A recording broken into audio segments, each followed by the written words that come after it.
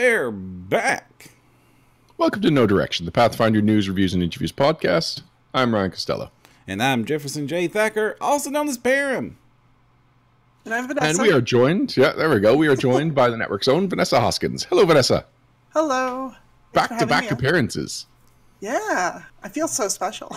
It is rare, so you are in special company. In fact, I cannot think of the last person that was on 2 episodes in a row. Me? There we go. Very good. You found the loophole.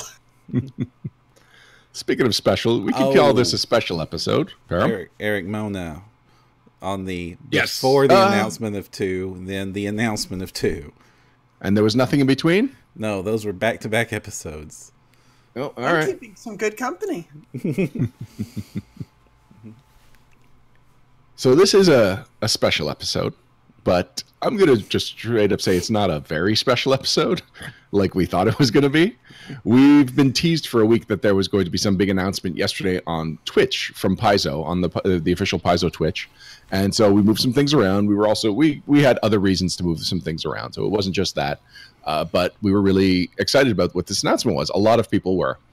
The announcement came and it was interesting news. It was exciting news. Yes. But I think it was over spotlighted because the announcement of the announcement made the announcement seem like it was going to be a bigger deal than it was. And so something that should have come off really cool just came off less cool than people's wildest imaginations let them believe. Yes. Now, I am excited for what was announced, and I will totally be tuning in every week on that, because I can take my lunch break when they take theirs, and that would be a good time to just chill and watch that. But watch what, Param? We haven't got to what the announcement was. Yeah, but it definitely, you saw in the chat, it was like, especially right before it was like, it's going to be this, it's going to be that, it's going to be this, and then it was something else. So Bastille is asking, what was the announcement? Jason Bowman came on and announced that he would be running an actual play podcast. It will be called Oblivion Oath. It will be running on the official Twitch channel every Thursday at lunchtime, at Paizo's lunchtime, which was around the same time that the announcement went live. And it is an original actual play podcast playing with 2nd edition Pathfinder rules. Right. So there are some exciting things there. One, we are getting firsthand exposure to 2nd edition's rules. We're getting it run by the game master. So if you are new to Pathfinder, you'll be picking the game up and maybe you'll be like, what do I do here? Most of the Pathfinder actual play podcasts will probably, at least for a certain degree, be continuing with 1st edition rules. So you won't have a whole catalog of ways to learn by watching. So this will be a great, it's firsthand. It's people that are experts of the system. They're all entertaining gamers and players, and we'll get into who the players are after this. But it'll be a useful tool for the audience, and it will be entertaining. And the fact that it's not based on any of their adventures is cool for a couple of reasons. One, you get to see a GM improvising, which you rarely see in actual play podcasts. And 2, it's not going to spoil any Paizo products. The players are Sarah Marie, who we had on the show, I guess it's been over a year now. It was right leading up to last year's PaizoCon, I believe. Katina Davis, who I don't know if we've had on the show. I don't think we have. Gabe Walukonis, who I honestly don't even know if I've met. Do you know anything about this gentleman? I know support staff. Support staff? Vanessa, do you know anything about Gabe? No, I don't think so. Well, then I look forward to meeting Gabe. And finally, we've got friend of the show, Owen Casey Stephen. And Sarah Marie. Did you say Sarah Marie? Sarah Marie was the first one I said. Oh, yeah. The one who was on the PaizoCon, pre-PaizoCon show last year. She got a full preamble. And then we've got Dan Tharp listed as director, which I'm curious how that credit's going to work. Podcasts tend to have producers, not directors. But I don't know. I'm kind of curious if Dan's going to play any kind of on-screen role or if he's just going to be a behind-the-scenes guy. If he comes out in a beret, then I'm just going to be all for it. Although, I mean, he's an American director, so really what he needs is a baseball cap and a leather jacket and jeans. I think that's the official American director outfit.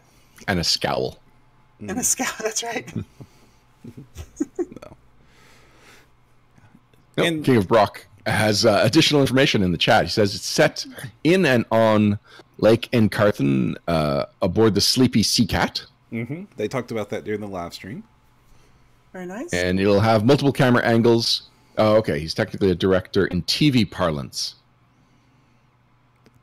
Do not Yeah, I know think the that's- difference. Yeah, I think that's probably what he's thinking of. I'm curious if they're going to also do other production value items like Sirenscape type sound They effects. did say that Sirenscape will be involved. Oh, okay. Yeah, I believe they said they were going to find their footing, and then Sirenscape would be something that they eventually start incorporating into it. I see. Because Excellent. something that was made clear during the announcement is that this is as exciting for them because it's unknown territory. They don't know what to expect. Like, nobody knows the plot, because Jason may have an idea of what the adventure is going to be, but, then contact with the players. The players probably only know the pitch for it. There may not be a player's guide for it. And, yeah, just where the adventure goes is up to that group collectively. So until the first session, it's a mystery, which is pretty cool.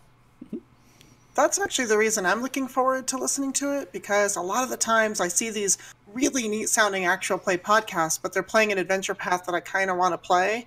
And so I'm thinking, well, if I listen to it, I'm automatically spoiled. And then I have to go to my GM when they want to run it and say, so I've kind of listened to the actual play up through book 3. So this is great because it's no chance I'll be spoiled. Yeah, that is kind of the blessing and the curse of the actual play podcast. No one can ever play in every adventure path, so this is an opportunity to feel like you're playing in them, but you might actually want to be playing in them. Yeah. Especially after you watch it and it sounds super cool. I think that just means you have to run it then, right? Yeah, there you go. I mean, or you run an actual play podcast. Or you could do that. Oh, King of Rock says it's going to be considered soft canon. I didn't hear that part of it. I don't know about that term. I have a feeling it means that things that happen in the podcast may get referenced in some setting material. So, like, if they happen to blow up Galarian, I don't think they're going to count that as canon. But I have a feeling it's going to be Easter egg fodder. Okay, cool.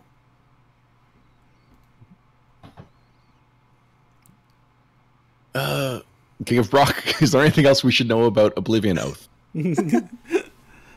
While we wait for him. They to did go on top of say it. they did say that while it will be using second edition, the final version of second edition rules, that they aren't going to be super spoilery with it, not intentionally so, and that they're not going to be doing a lot of big, hey, you heard us do this rule, here is us explaining this rule preview content until the rules actually get previewed later in the year. So.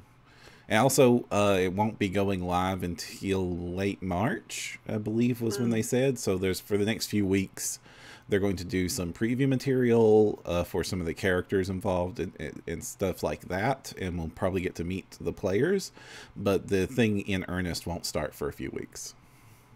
And then we know that when it does start, if you missed the live stream, they will be saving it and uploading it to the Paizo YouTube channel. No talk about it being released as a podcast. It's something I would like, but it's going to be 1 hour sessions. I could watch a video or listen to a video for an hour. Well, plus you have there's the YouTube Music app, which basically plays the audio of YouTube videos if you want to do that in the car. That is a That really sounds good like idea. it I did not know that takes up existed. a lot of bandwidth. It just pulls the audio stream. Still, I've ever once in a while wanted to listen to a podcast I forgot to download ahead of time and then look at my data. What? Yeah, exactly. Oh. I don't listen to anything live. I forget unlimited phone data is a rare thing these days. I know that with like YouTube Red, you're allowed to download things. That's a subscription they have. But I wonder if that works with the music app and you can turn it into a podcast player. I doubt it. That sounds like a good way for the music industry to lose a lot of money. Yeah, they put a stop to that right away. Oh, King of Rock does have some updates for us. He says that he will definitely call it Oblivion Oath at least a few times. NPCs are the captain of the Sleepy Sea Cat, whose last name is Iron Eye, and she has a dwarf first mate named Pembroke. This sounds like Jason Bowman NPCs. Yes.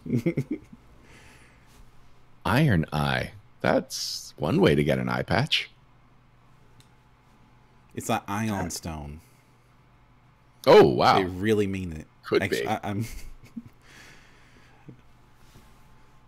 Now, speaking of actual play podcasts, we're kind of guilty of doing the thing we said, because we have War for the Crown, and it is, you know, an actual play podcast going through War for the Crown on Adventurous with Crystal Frazier as our GM, and she's amazing and awesome. So we're sorry, gang, for being part of that problem. I said it was a curse and a blessing. I'm very much enjoying it. It's a blast. The new episodes are going up for book 2, right? We just put the first episode up for book 2. That is the only episode so far for book 2. Well, there will be more. Remember? We're not stopping. There will be more. Oh, there we go. Paizo PR says Gabe is the project manager. He herds cats. Awesome, Gabe. Fantastic. Paizo PR, is that Dan? That is Dan. It's Dan. It sounds like Dan, what are you doing as the director? Yeah, what are you doing? There's like a 2-minute delay, so we need to talk for 2 minutes until Dan says. Yeah, so as you can see, this is not enough content for an entire episode. So we did go onto our Discord and invite our backers to give us some topics that they would like us to talk about. So it's not like a no question segment. This is more a few topics that we're going to go into long form. Which I'm just waiting to see if this is Dan, if he is still listening, and if he could tell us what he's doing as the director before we move on to the topics we did get, which are mostly from Z. He just came back with more and more topics as we went on. Actually, now that I've narrowed it down, we only have 2 of his topics made it onto the list. Mm-hmm. But that's still more than anybody else on the list. Full of ideas. Yeah. I don't know. Dan's walked away. He's not there anymore. Dan's done. So the first backer topic we've got is what I always enjoy, a speculation on product topic. In this case, he wants us to speculate on the first adventure path that's going to be released for 2nd edition. So, Vanessa, you've written an adventure or 2. What do you think would be a good adventure to start a new edition, kind of a new era for a game?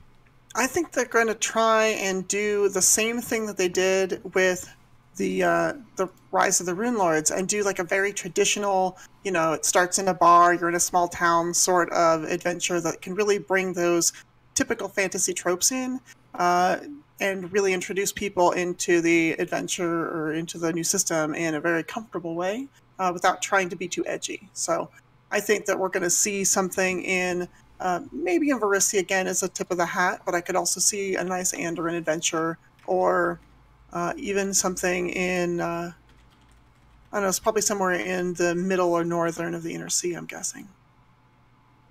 Okay, but that sounds like a good summary of what part 1 might be. Mm-hmm. Where are we going to go from there? Well, we had a lot of mix-up with Cheliax and Andoran, especially in the Pathfinder Society. I know Andoran has been dealing with a lot of internal infighting and fighting of corruption and things in their society, in their country. So I'm wondering if after Taldor is now kind of getting their act together with the War for the Crown, if Andoran's going to sort of do the same thing and clean house. We could also, in that, go to other countries nearby, Cheliax, Galt, things like that. Perhaps there's outside influences that the PCs need to take care of to make sure that Andoran is for Andoran. So I can see traveling around. Yeah, your suggestion just kind of mirrored something that Justin Riddler just mentioned in chat. He says could be a traveling AP. That would be a good way to establish the new status quo, because things have happened in a lot of the major plot lines that were, the different countries were based around have been addressed, and not all of the fallout has been explored. So, Paizo PR is Aaron. Okay, well, hi, Aaron. Aaron doesn't know what Dan's doing as the director. Only Dan knows, and he's a mystery man.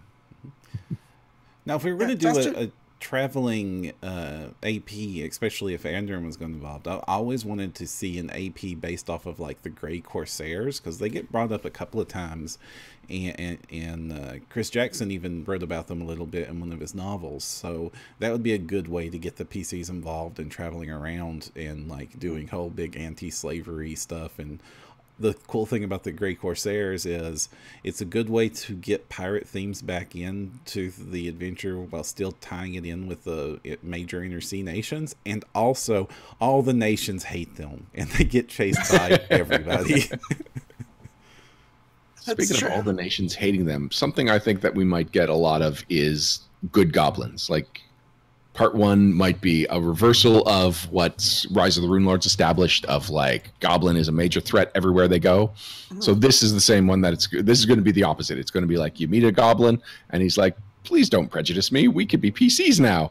Let's explore the other side of goblins that some people don't like to acknowledge exist, and really set that as a part of the campaign setting.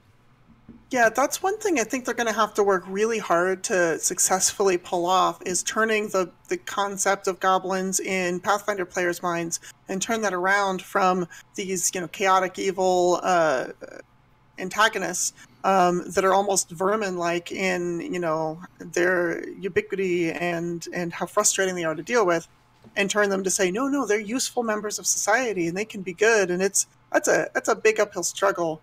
I know there's been a lot of representation of that in the Pathfinder Society scenarios over the past several months, where you're, going along investigating, and there's a very friendly goblin who might just have the answer, and they've really been trying to push that to the forefront. But I still think that it's going to be a steep uphill battle.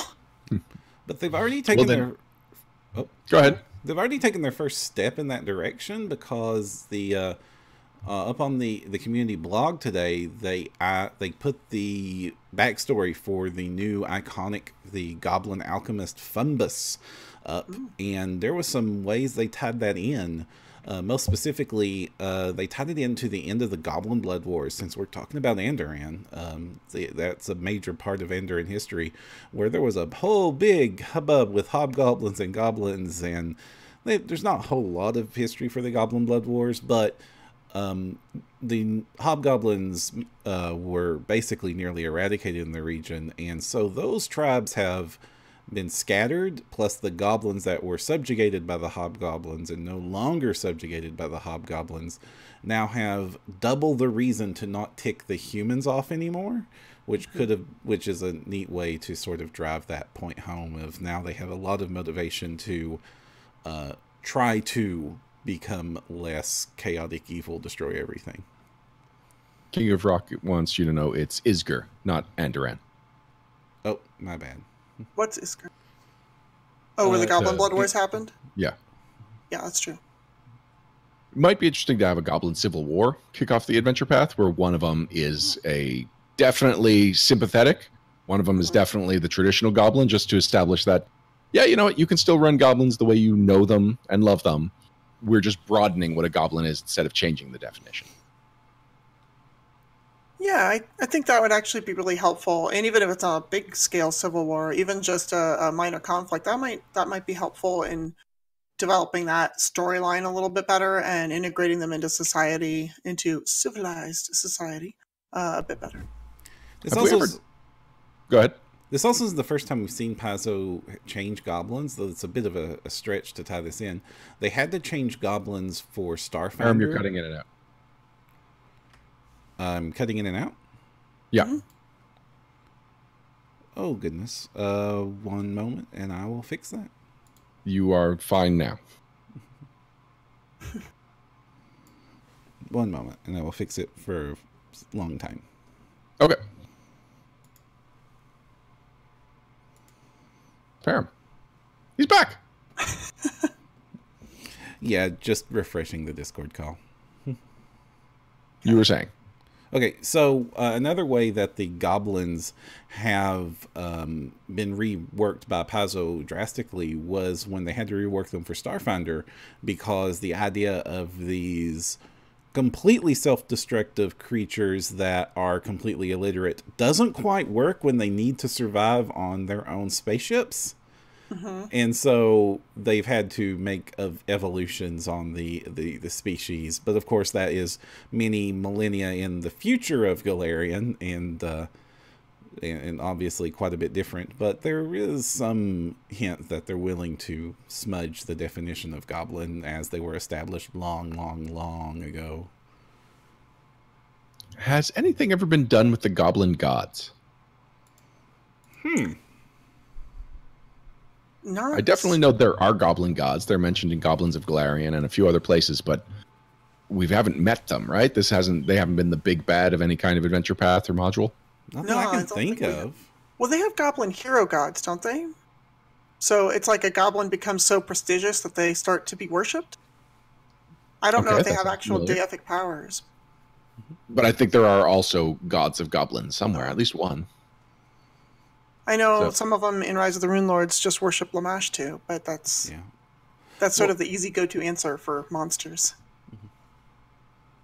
All right, so I'm calling it the first AP is the god of the goblins. One thing Nohar the Shark was saying was that the return of the Whispering Tyrant means that a bunch of goblin refugees are going to be fleeing south, and that can generate a lot of sympathy for people that are like, we don't care, we'll be good, we just want food and shelter and to not be murdered by skeletons.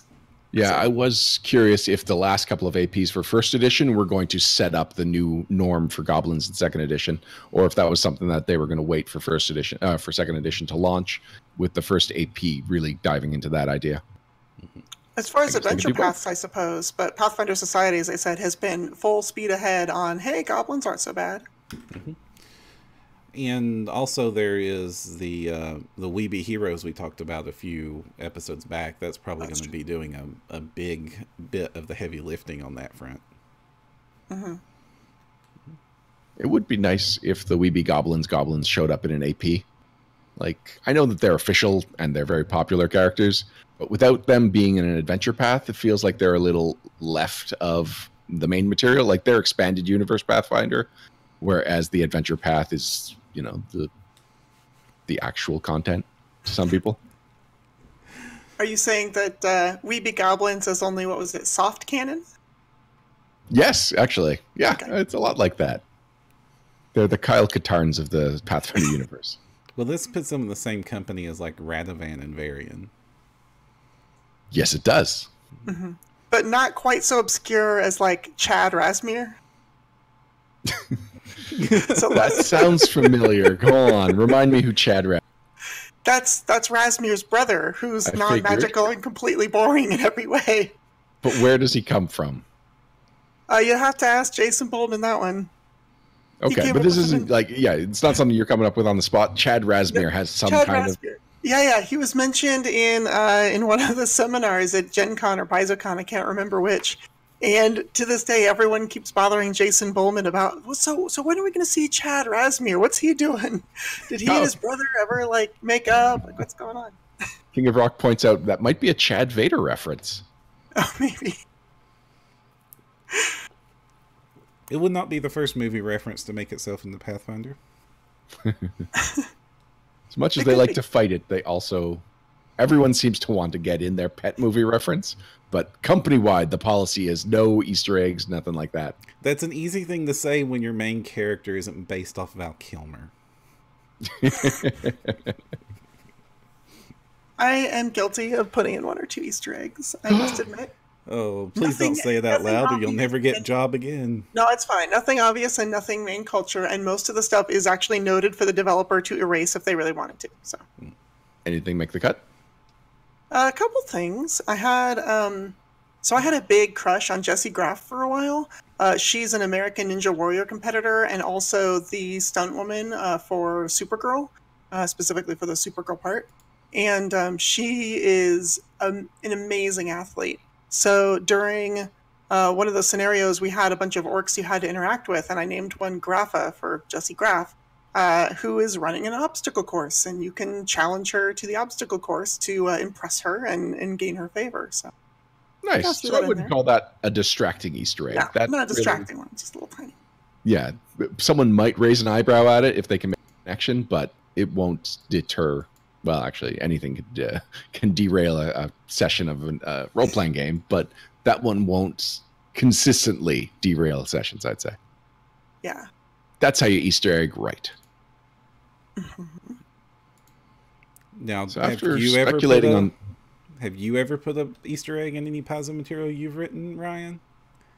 Not in Paizo material, but in Strategists and Tacticians, there's this one consistent NPC who shows up in a lot of art. He's basically the iconic of that book.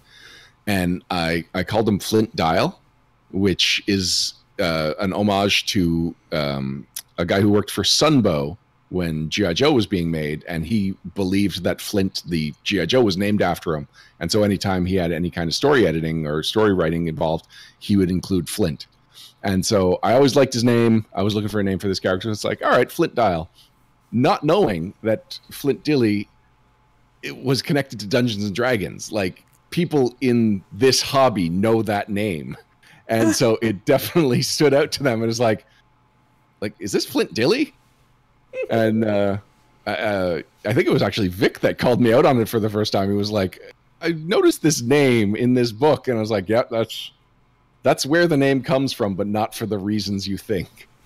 That's pretty funny.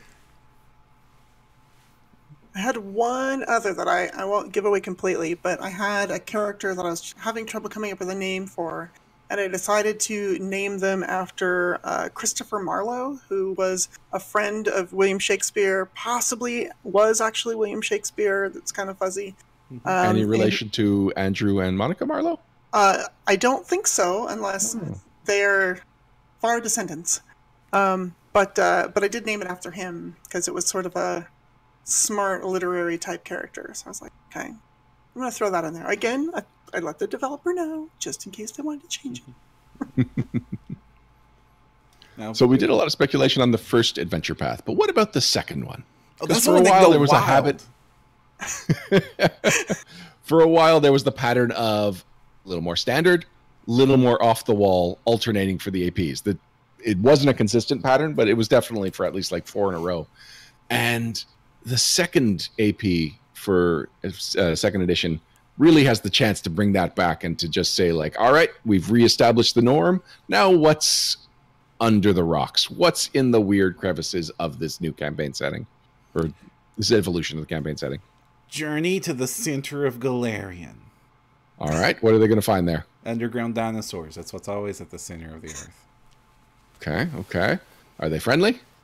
They talk and have advanced magical technology. Okay. And there's a civil war between the dinosaurs. And other dinosaurs? And other yeah, it's a civil war. There's multiple types of dinosaurs. Okay. Okay. I mean, you could go to the Vault of Orv. That would be a pretty cool, like, 4th or 5th book destination. But are there talking dinosaurs there? I mean, no, there's like weird outer planes type of stuff, like not outer planes, but like dark tapestry, but internal, kind of like how Cthulhu lives in the ocean. There's like other weird aberration strangeness in Orv. That'd be cool. King Did of Second Rock. Darkness go to Orv? Nor the Shark is mentioning that Second Darkness sort of already did that, but I haven't played through that one, so I don't know. And King of Rock is suggesting that, Param, what you just described is in the realm of the Mammoth Lord somewhere. Oh. Darn. I don't Listen, know if it's a kitchen sink setting. It's supposed to have a little bit of everything. I just wanted to see There's a war between brontosaurus. man-eating dinosaurs and plant-eating dinosaurs, says Matt J. Harris. I wanted to see a necromancer brontosaurus. Well, you're going to have to find a portmanteau for that name. Necrosaurus? That could be any dinosaur necromancer, That's though. true. That would be like Brontomancer. It's the opposite problem. It's just a magic brontosaurus. Come on. Or someone who specializes in brontosaurus magic. What is a brontosaurus known for? A really long neck. It's a necromancer. Oh. You see, I've adopted a policy at my table, Ryan. Yes. You know your hero and villain point rule that you told me about? Yes. Like they can, yeah.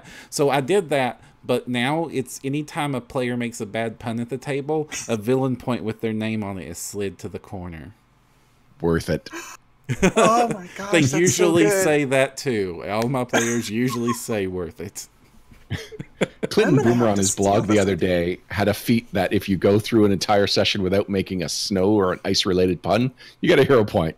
And But you I had to didn't be able read the to deal entire cold thing, so I'm damage. sure there's a backstory there. The requirement was you had to be able to deal cold damage. Okay, that makes sense. I would have no hero points. No, never. You would always be in debt. If there was some sort of pun romancer, you could write that class. Please don't encourage him. Well, there's that board game from Renegade, Spellweavers, where you are casting spells by writing words. And one of my spells was puns, which I was pretty proud of. I'm not surprised. You would, yeah, I can't see how you would not just win every game of that. Well, because you get cards with paired letters, and you can take certain negative effect, or sorry, you can get temporary boons, but then you're forced to take a card with a bad combination of letters that makes it harder, and it starts clogging up your hand. So it's a hand management game. It's not like Scrabble. You don't just get letters and you write out anything. You have to start matching things up and get really clever with some of your things. But luckily, you're pretty broad in what words you can use. And I enjoyed it. I recommend that game. Sounds cool. Yeah, I don't know what I would do if my players started to go crazy with puns. I don't know, stacking morale bonuses for the enemies so that they can kill the creators of the puns and make them stop. It's like, ooh, morale bonus +1. He really wants to kill you. That was a really bad pun. But if it's like a really, really good pun, then they're just like flat-footed for a round as they're giggling too much. So you just give those players the antagonized feat as a bonus feat against their will? Basically, yes. It's like, okay, that was so good, that one got me, so I guess he's flat-footed because he's laughing too much at your stupid pun. Go ahead and roll. Going off of something that Nohar the Shark is suggesting with Arcadia or Southern Garoon AP, I really would like to see Archmage, is it Matumbe or Jatumbe? I can't ever get his name right. Jatumbe. Yeah, he in Ultimate Wilderness Adventures, or Ultimate Wilderness. No, Wilderness something.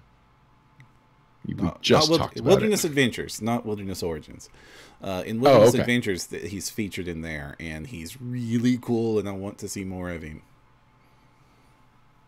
So that's just really selfish of me, but that would be great. Sorry. Yeah, I was distracted. I had to give kudos to Justin Riddler for his comment, die and come back, pun dead. Oh, no. That's it. +1 to hit. Gonna get you. That was not good enough. Well, I mean, the Groundhog Day scenario is really popular lately in movies and TV shows all of a sudden. I mean, you've got Russian Doll and Happy Death Day. So a Groundhog Day adventure path would be fun. That has my attention. Yeah, that's... Would you make it like insanely hard so that every time they TPK'd, you just went back to the beginning of that portion of the adventure? Each book is a single day that they have to solve some part of the mystery to get to the next day, where they repeat that day over and over again, and the adventure path is a week. Yeah, and each section would have to be like an open world that you have no chance of exploring in a day. So you have to take advantage of the fact that you're repeating this day over and over again.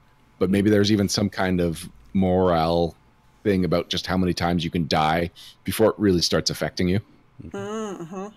Like And- insanity rules. And you have Yeah, to or solve the corruption. puzzle, like, finding out information that you can't possibly know, that you can only find out later in the day, but you need to use it in the morning. And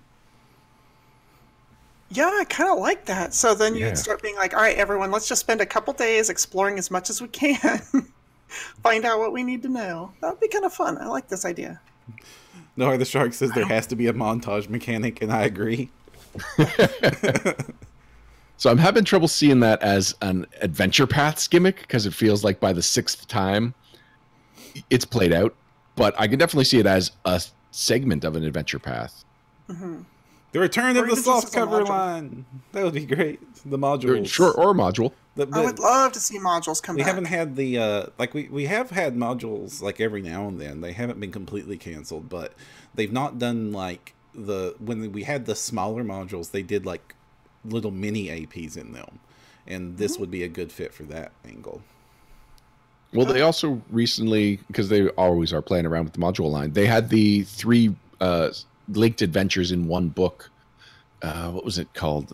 It was something kind of set in an Arkham Asylum type place. I'm looking it up casually, though. Oh wait, but Starfinder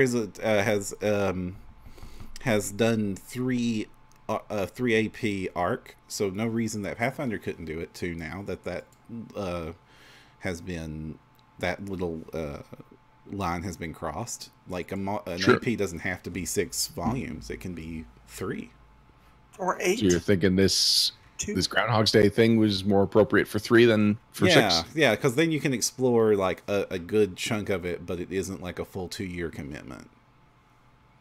You know what would be kind of fun is to do like even just a 2-part, like a little 2-book AP.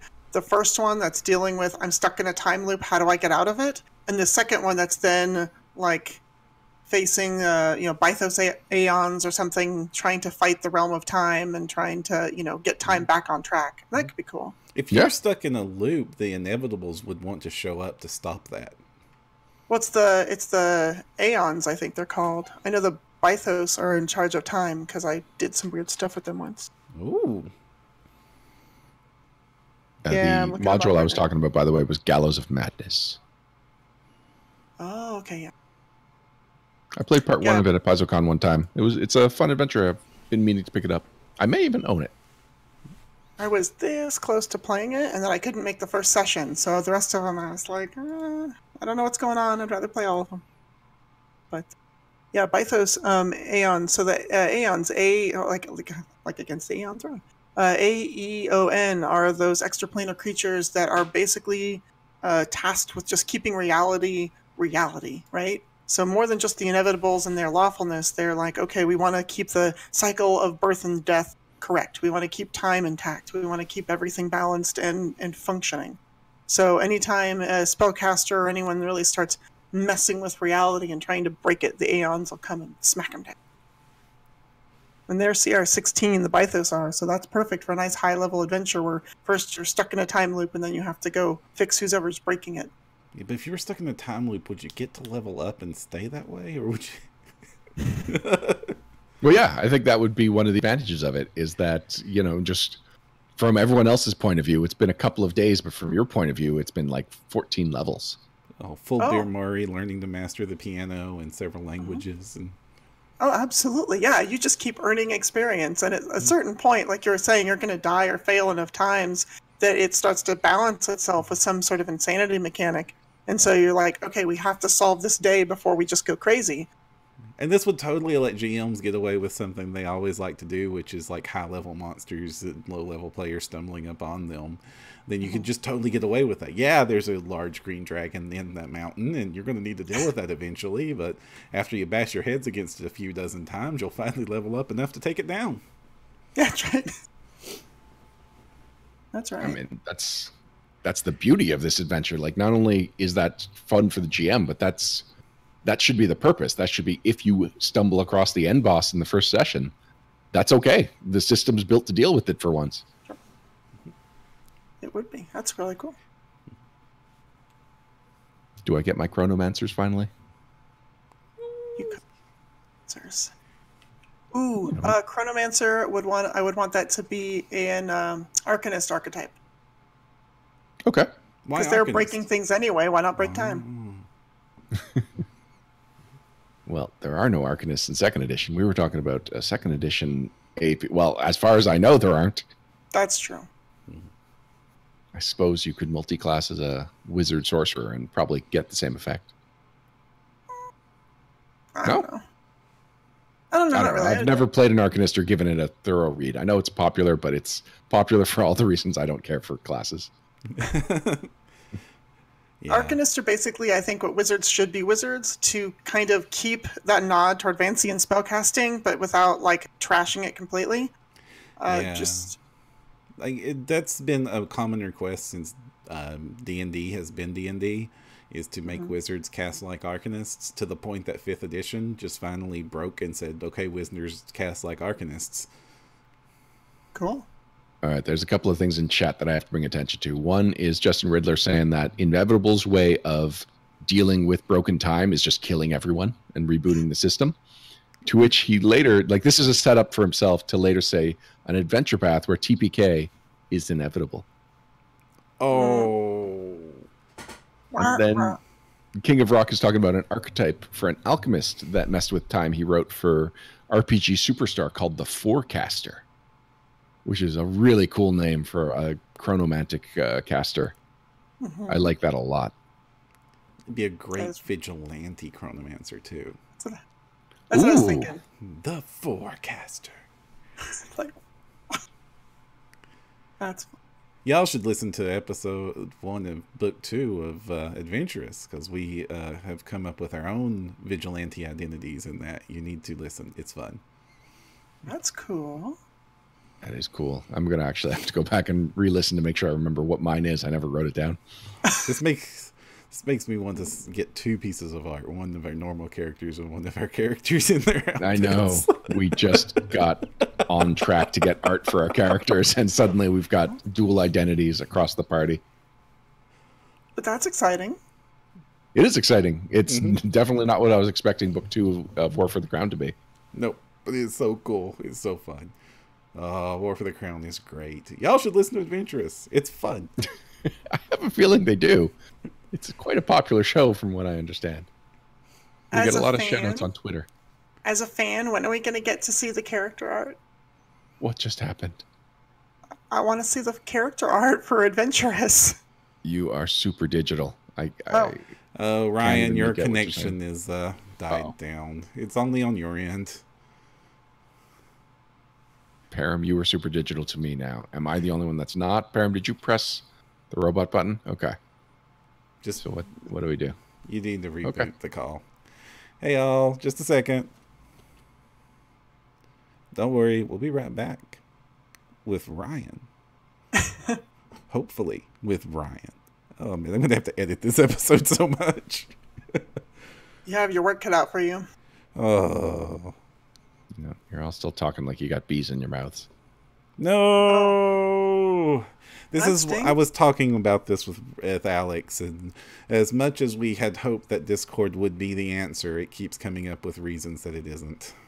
Oh, that stinks. I don't want to have to go back to Skype. Skype was terrible. Skype is terrible, but it might be our only option. I don't understand you people. You're just... It's like trying to talk to a live wire. Bees! We need that little Oprah Bees gif.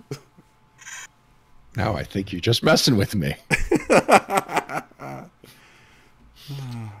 I'm going to try this one more time. I'll shut down Discord this time. Well, fellow Technomancer V, how do you feel about how things are going? I don't know. I tend to think that this is all Ryan's fault. Yeah, we can hear Ryan fine. He just can't hear me and Vanessa, which will make it very difficult for us to have conversations. Oh my goodness. Yeah. Yeah, somewhat legible now. We're legible. We'll go with legible. Well, You're fine, all I heard Ryan. Was legible. Oh goodness.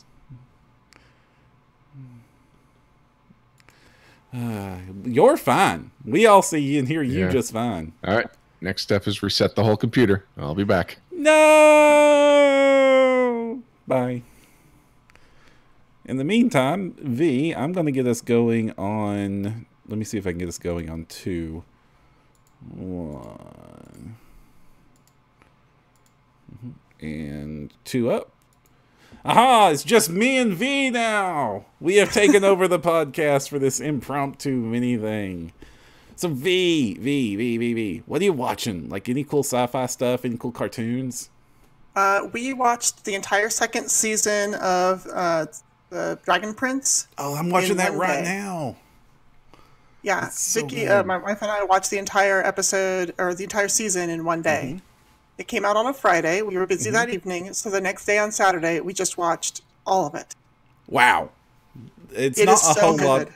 It's not a whole lot of episodes. It's 9 20-minute episodes, but like I just binged all of the first season this morning, and I'm halfway through the second season. Yeah, it's fantastic. I like the world and the setup and everything so much. I want to like write and run games in this world because it is just so exciting and cool. I like how they do magic, where you have to have like a connection to a specific element or type, and then a lot of the time, in order to cast spells of that element, you have to pull it from somewhere. So if you want to do a fire spell, you have to produce fire and then cast magic on the fire. Like you have to draw it from somewhere. And magical creatures have like magic imbued in them, so you could pull it from them. But then that's like dark magic because it hurts them, and oh, it's so great, so cool. I love that like the main dark magic character is so lovable. She's my favorite. Yeah, my favorite too. Oh yeah, she's the character I most want to be like, except not evil. Oh, She's so great. So yeah, if you haven't seen Dragon Prince, definitely go see that, or get Netflix. it's a Netflix original. It's super cool. I watched that. We already talked about our love of She-Ra. I watched that. I've been watching My Roommate is a Cat. That has been my absolute favorite show of the season. My Roommate is a Cat? Yes, it is. It is an anime. It is wholesome, and it's a slice of life wholesome anime about an introverted writer who is still dealing with trauma that adopts a cat, and the cat is wonderful, and it's just the best show. It's just the cutest, most wholesome thing online. Wait, did you say, is it animated or is it live? It's an anime. Oh, okay. It's an Does the Yeah. cat like talk? Is it a magic cat? Or So is it just it's just a normal cat. There's no magic talky stuff involved. Well, halfway. The show is shown in 2 points of view. The first 2/3 of the episode is from the view of the author as he goes about his day and learns about taking care of cats and deals with problems and deals with the fact that he's introverted.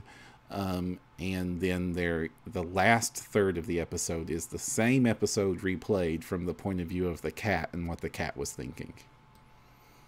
that is amazing. It is wonderful. It is absolutely wonderful.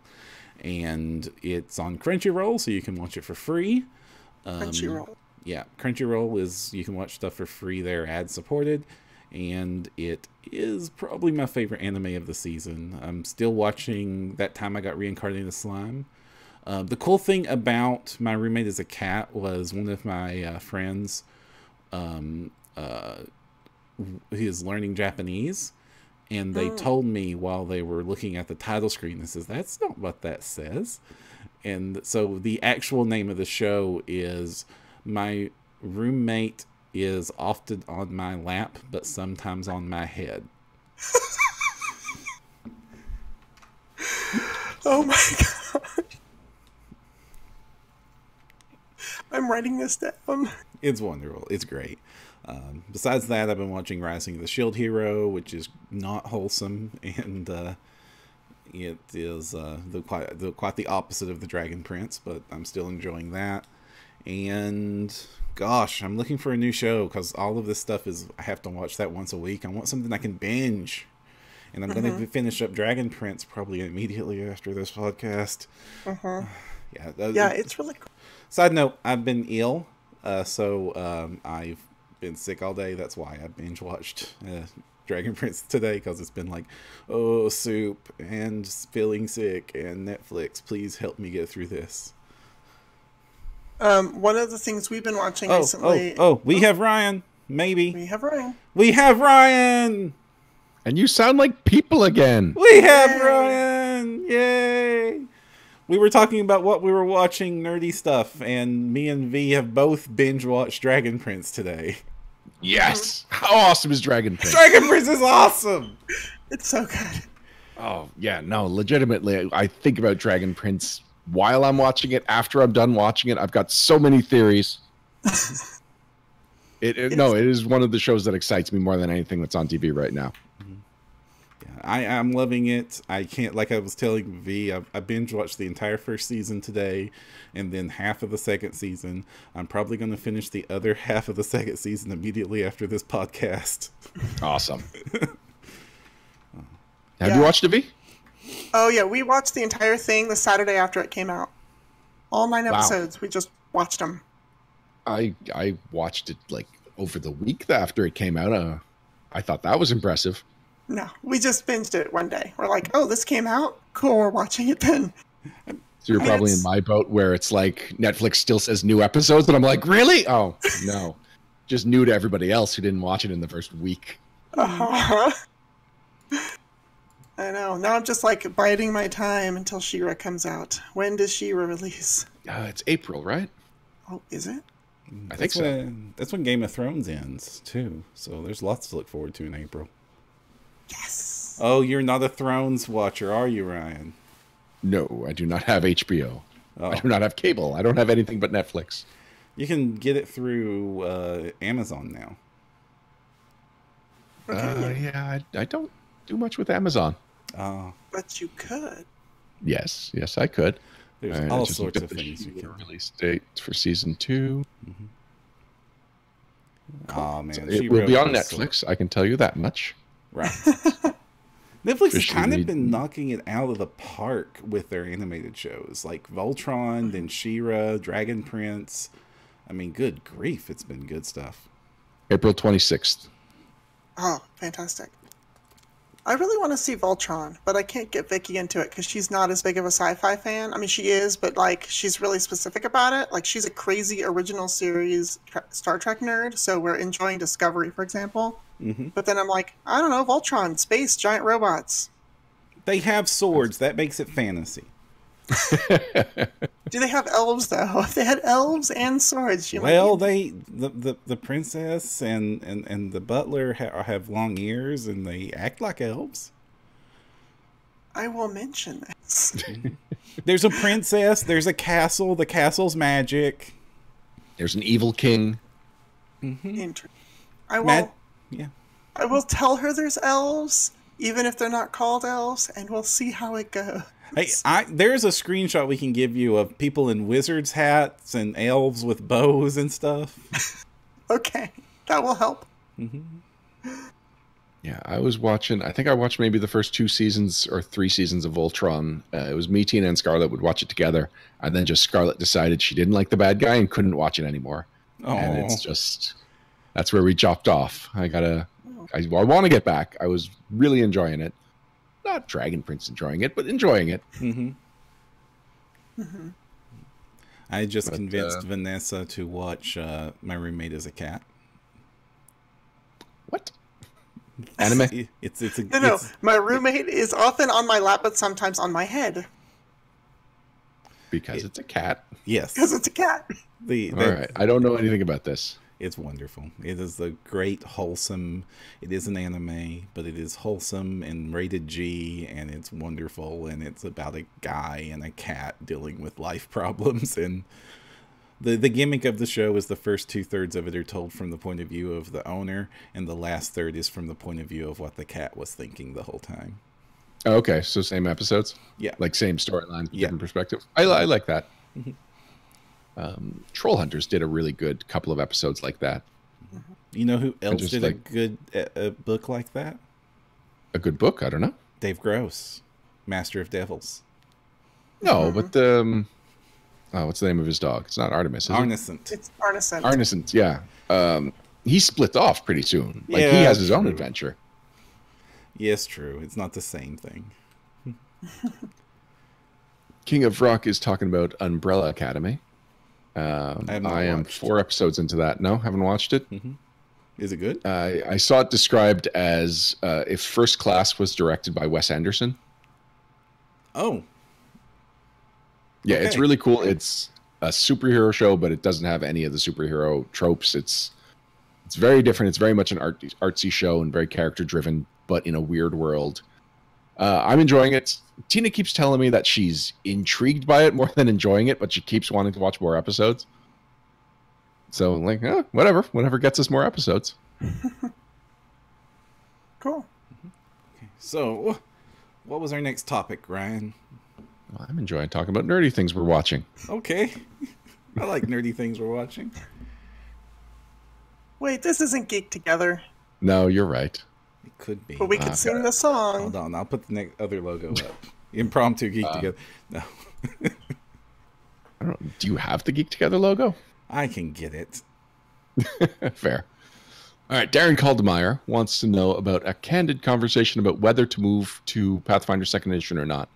And then he clarifies that it's not like a discussion of comparing the systems, but whether to transfer over a new rule set, like the challenges that will be presented to groups come August, especially groups that are running APs or long-term campaigns, of what and how you change systems. You change to a system with far fewer options. Like, how and should groups be changing over when the new system comes out? Do you have a lot of experience with this, Ryan? Have you switched editions before? Sort of. So, well, I went 3.0 to 3.5 to Pathfinder First Edition. And That's it basically cheating. happened the same way each time, where for a while we were like, all right, well, we'll use the back compatibility. We'll merge the two.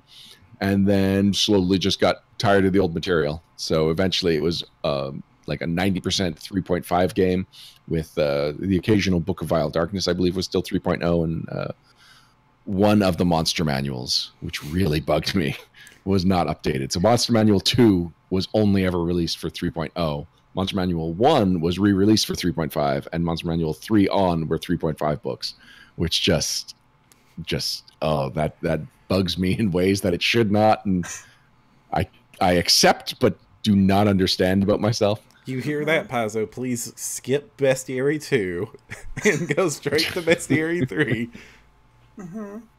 So, and then when we switched over to Pathfinder, we were basically using the 3.5 gods at first, and then slowly dropped any use of the 3.5 books. That section of my library was just sitting there. So haven't done a whole hog reboot because like we'd stopped playing 2nd edition, but that 3rd edition came out. So yeah, I really do not have a whole lot of experience here. Well, I switched Anytime. Oh, go. I'm sorry. Oh, I was going to say I'm kind of in the same boat. Anytime I've switched editions, we've always finished up the game we were playing and then started something new completely. And I can't think of any time we've ever really crossed over from one edition to another and said, we like the story but not the system, we're going to switch or anything like that. So, but I think you have Param, right? Yeah. My role-playing trajectory starts with Earth Dawn, which is a old RPG, fantasy RPG, about a post-apocalyptic fantasy world written by FASA, and it's currently still being produced with new editions, which surprised me. It kind of died when FASA died, and in the last 10 or so years it's been brought back from the grave, which was great to see. I haven't got the new edition though. For a while there they were producing it as a Pathfinder compatible product, but I kind of never got back into that.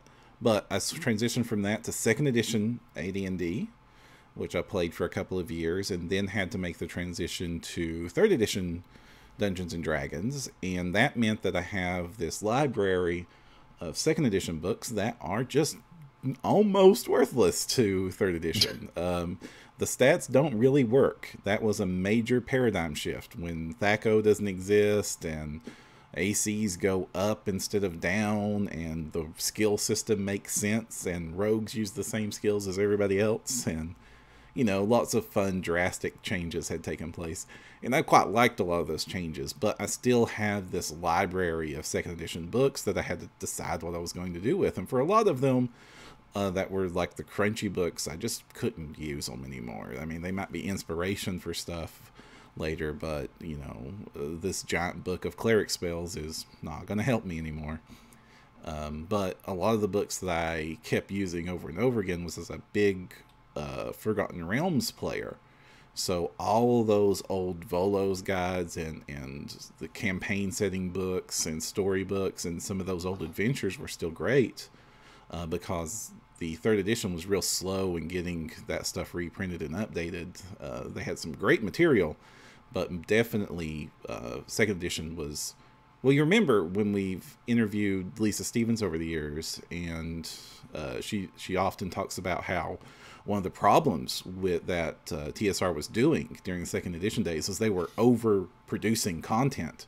They were making more books than they could keep up with, than people could buy, and also they were making box sets that lost them money every time they sold a copy, which is not a great way to run a business. But that does mean that there is a mountain of Forgotten Realms material that I had gotten for darn cheap over the years, and that was all super useful for running Forgotten Realms games in 3.5, because the storyline is still a storyline. Then moving over to... Then from then on out, I had a similar trajectory as Ryan had, where 3 to 3.5, used the 3 stuff till I didn't want to anymore. And then short detour to 4th edition. 4th edition for a year, playing in Galarian, which is a weird way to do that. And then coming back home to Pathfinder Beta, and then on to Pathfinder Final, following Ryan's steps with slowly phasing out the backwards compatible product. And was it always the same campaign? Like, was your 4th edition campaign the same one that you continued into Pathfinder? No. Yes for that one. Yes. My 4th edition... Those are opposites. No, yes. No, oftentimes I wouldn't transition the campaign when we changed games. Like, my Earth Dawn campaign was not the same as my 2nd edition campaign, was not the same as our first 3rd edition campaign. But actually, the 4th edition game I played in Galarian is still the campaign I run today in Pathfinder. So that storyline has continued through the lifetime of Pathfinder. It's crazy. How did you manage that shift in rules? So we just...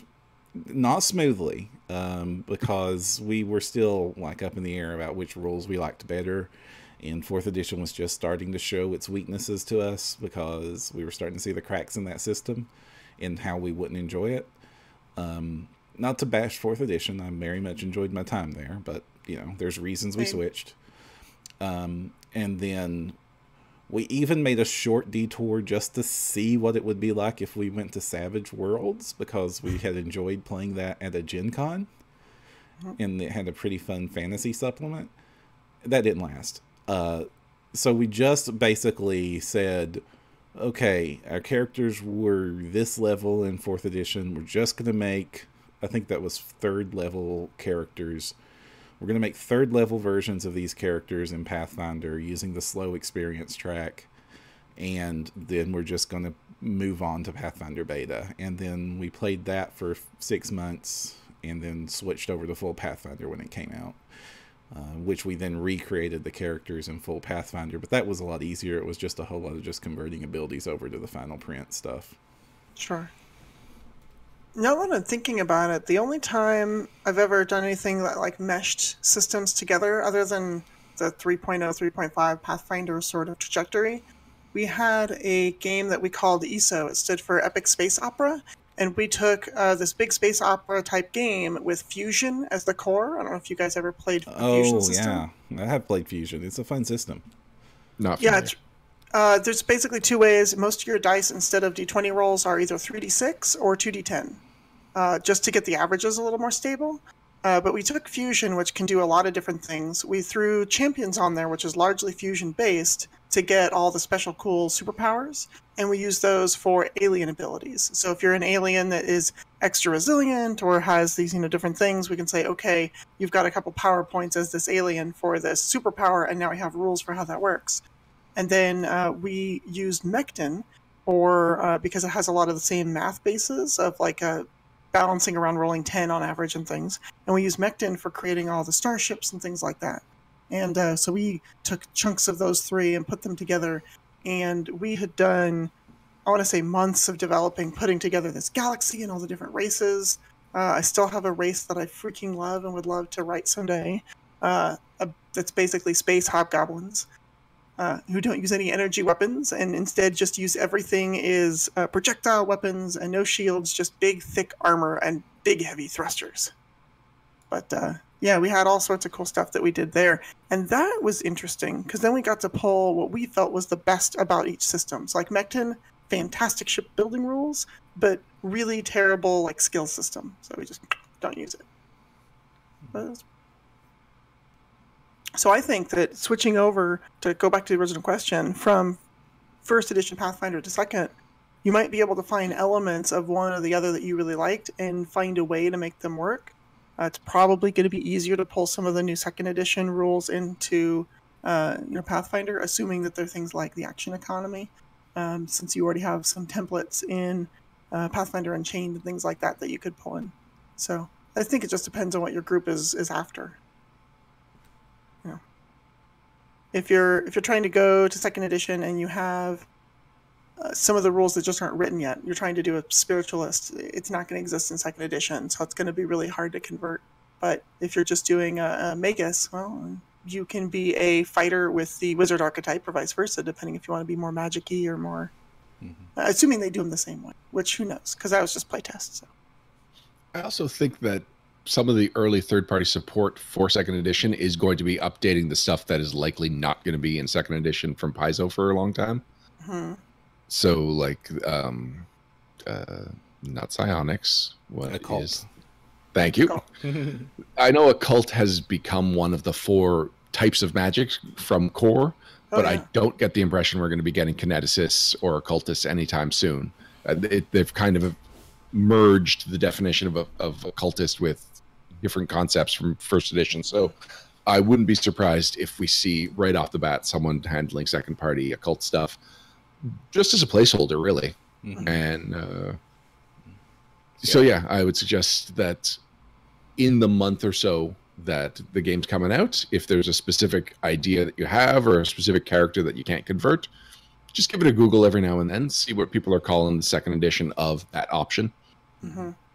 Yeah, I know as someone who loves me some kineticists, since that's not in second edition, that is going to be something I am on the prowl for as soon as it comes out. Because even if it's third party or whatnot, I'm going to want to play a kineticist as soon as possible.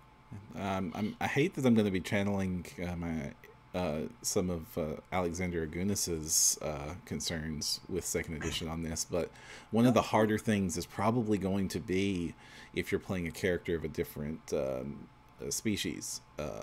Ancestry. Sorry, I just did a Starfinder episode. Sorry.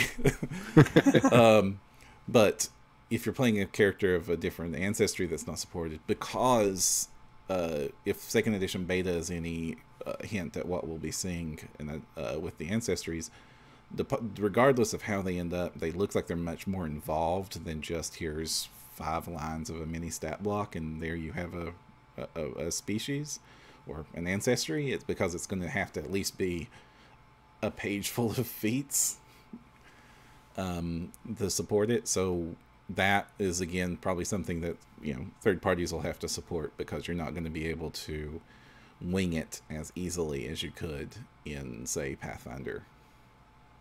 So it's a page of feats, but most of those feats are based on abilities from the core rulebook. Like most of it is already fairly familiar. I think it might be pretty easy to it wouldn't be retrofit. It would be, I guess, upgrade first edition material into second material, just using what's familiar and fitting it with the new system. Oh, you could also probably dig into like the advanced race guide, where there are a bunch of actual race feats that you could probably be easily converted up. Yep. Probably. Yeah, retooling is the right word. Thank you, Sluter. Yeah. So like, I'm talking to chat like it's a person in this conversation. The chat is a person. Chat is the best person. It knows more than we do.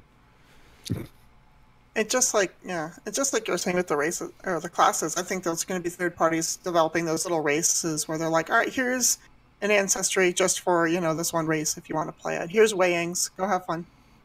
So yeah. So shadow puppetry. Gosh. Now I do think that, like I said, with the Forgotten Realms, what you're going to do with a lot of your collection, what I expect I'll be doing with a lot of my collection, is all the crunchy heavy books are going to get bottom shelved, which is where I put my previous edition games. That's where my third edition stuff is sitting right now. When I move over to second edition, all my the rules crunchy bits go bottom shelf, because that's the stuff I'm not going to be able to use.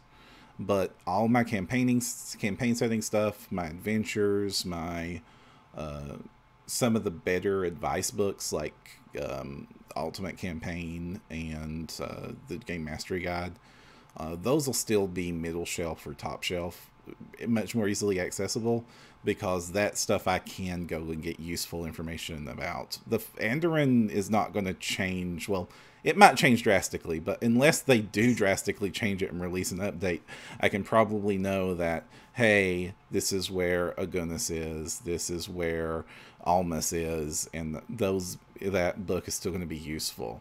Less so, Ultimate Magic. Probably not going to be all that useful for me.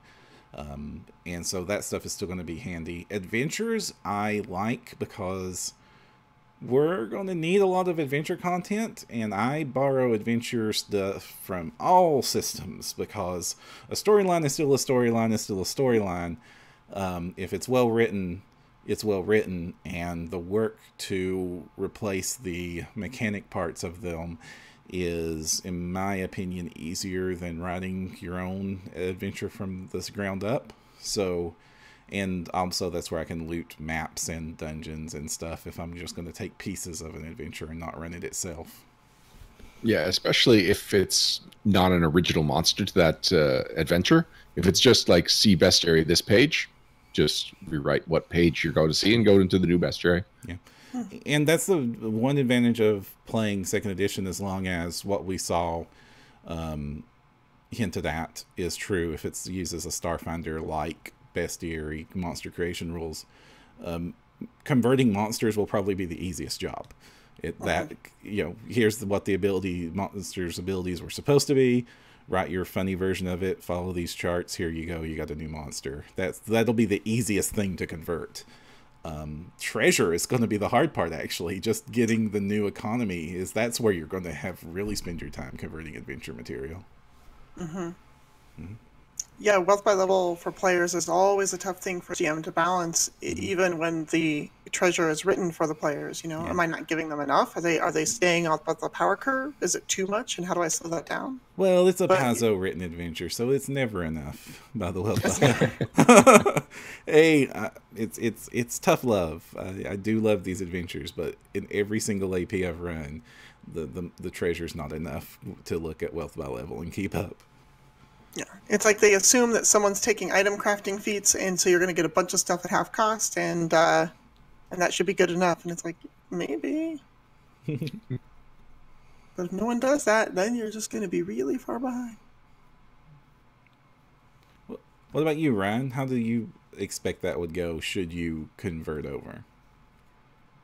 Yeah, I'm still not sure if I am going to be converting over. It really depends on the character creation system. And well, this is a hypothetical universe in which you did. How are you going to handle your old material? My old material? Do what I did with 3.5. I'll sell it. Oh my goodness. I guess that is an option we didn't like. That's not even in my brain space of getting rid of books. But yeah, if you are going to convert and you're not an insane collector, that's a good way to supplement the cost of switching to a new edition. Yep. And if I'm running an AP, I'll just buy that AP. Even I don't have the full collection of APs, so I'd have to buy it anyway. And if I'm running an original adventure, I never go in for maps. I never look into printed adventures for ideas. I just don't. Mm-hmm. So yeah, if I convert, then the first edition stuff will still hang around just in case I go back. But if I ever fully convert, yeah, it's gone. Well, let's view this from the opposite angle. Let's say that Mr. Costello here sticks with first edition and loves it to pieces forever and ever, which I imagine a whole lot of our audience is going to do. I mean, it's absolutely a great game system, and a lot of us have been playing this for going on 2 decades, and we'll probably want to continue going on playing it. What Pathfinder stuff in the future would still catch your interest? The hundreds and thousands of options that I haven't played yet in the books I already own. Okay, well, there's that. What more do I need? There's APs I haven't played. There is so much Pathfinder content, Param. No, I guess I'm doing it. What would a second edition book have that would be interest of you? Like what in the future published material catalog would still occasionally get your dollar? Same thing that 4th and 5th edition did. Nothing. If I don't convert to 2nd edition, then I'm not buying more books. Why would I? Well, you got third parties probably releasing lots of new content for Pathfinder 1, even after 2's Mm-hmm. If it's new content designed for Pathfinder 1, I'll look into it. But if it's designed for Pathfinder 2, I've still got so much Pathfinder 1 content out there that I wouldn't need to retrofit anything. Yeah. Well, I was going to suggest that books that were similar in the space that you would keep if you were moving to Pathfinder 2, the same sort of books published for Pathfinder 2 might be of interest to our listeners. Adventures that have storylines that are really cool, that catch your interest. Campaign setting material that explores areas that haven't been explored in Pathfinder 1, like a lot of the other continents haven't been explored, and that sort of stuff. Like, it would be great to see what Arcadia really is fully detailed out, for example. Yeah, there's nothing I'm looking forward to as like, this is a setting, this is a place that needs to be visited. I just don't have that kind of commitment to the campaign setting. The stuff that has already been explored, then I can look back and think like, okay, this adventure. Actually, this setting is one of the least interesting things to me as a buyer of adventure paths. Like, Ustalav was probably the only place where it was like, all right, I would like to adventure in Ustalav, but not because of Ustalav or its history or its geography, but because Ustalav is classic monsters. It's what the theme of the setting was. It caught me, not the setting itself. Mm-hmm. But you've never before Galarian, you never did have a big setting interest. You weren't a Forgotten Realms guy. Published settings? No, yeah. Not at all. No, it didn't even occur to me that is how most people play the game, or any. I have no idea what size of the fan base played in published settings before that. Before Galarian. I really don't know what the size of the fan base is that did.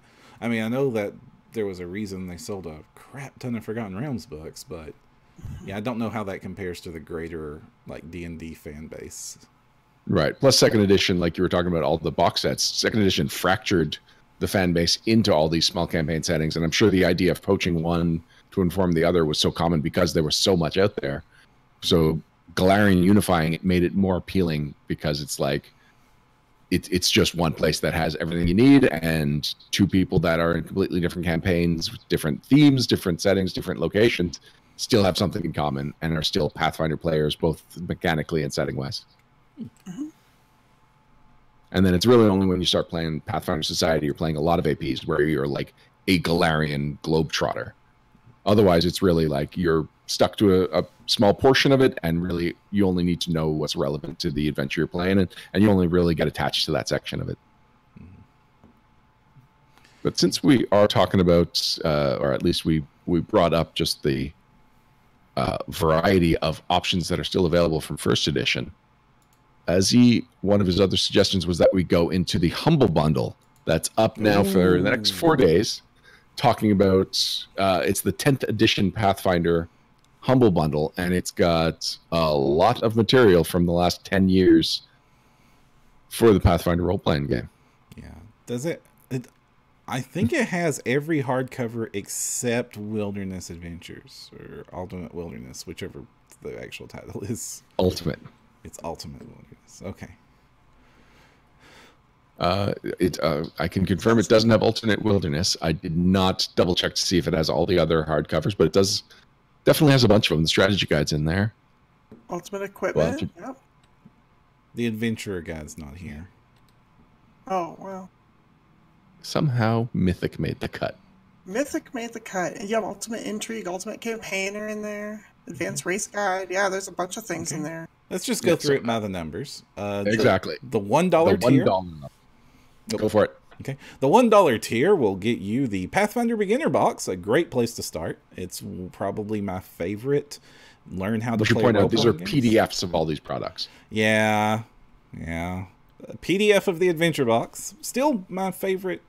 Learn how to play a role-playing game material. Then you have the core rule book and the bestiary and the game mastery guide, which, that'll get you started really well.